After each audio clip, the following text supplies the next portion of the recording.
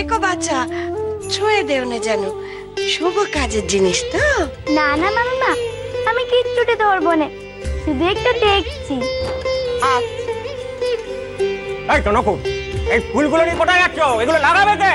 মহিন যদি এসে দেখে যে ফুল দিয়ে কোনো বাড়ি সাজানো হয়নি, তাহলে কিন্তু কুরুক্ষেত্র করবে। আমাকে একটু সময় দিন, আমি সময় দেবো, সাজিয়ে দেবো বাবু। সারাদিন জড়া গেল, তুমি সারতে পারলে না। আমি সাজিয়ে এসব কি ফুল এনেছি মা, সব রকম আছে। আজ তো ফুল সজ্জে নয়, মাথা গুলেছিস নাকি মুখ পোড়া? এত ফুল দিয়ে এখন কি হবে? এই তুমি এখানে দাঁড়িয়ে কি করছো? যাও কাজ করো, যাও। আলি ফাঁকি। আগে বড়গিন্নি, মানে এগুলো মোহিনী বলেছে আনার।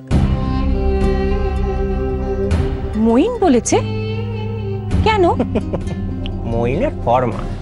সে বলেছে এই সারা বাড়ি ফুল দিয়ে সাজাতে হবে, বাড়িময় পিদিম জ্বালাতে হবে, যাতে নতুন বউ এ বাড়িতে রাজ রানীর মতো ঢুকতে পারে। মরি মরি মরি মরি, ঘর কলিয়েছে রে, ঘর কলি। ছেলে লজ্জা খায় বলে কিচ্ছু নেই গো। এই মোহিনী আর বিয়ে করছে বটে, বউ নিয়ে এমন আদিক্ষেতা করতে এর আগে আমি কাউকে দেখিনি। আরো যে আমি কালে কালে কত কি দেখবো।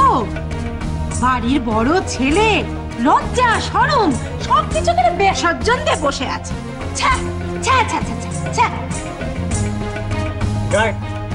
আমি যে দেখি আবার পিদিম গুলো এলো কিনা।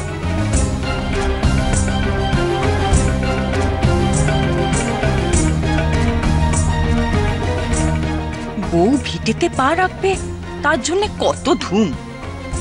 দেখো ঠাকুর, বউয়ের রূপ যেন ফেটে পড়ে, যেন লোক না হাসে। বউ যেন মইনের যুক্তি হয়, আমার মান রাখে।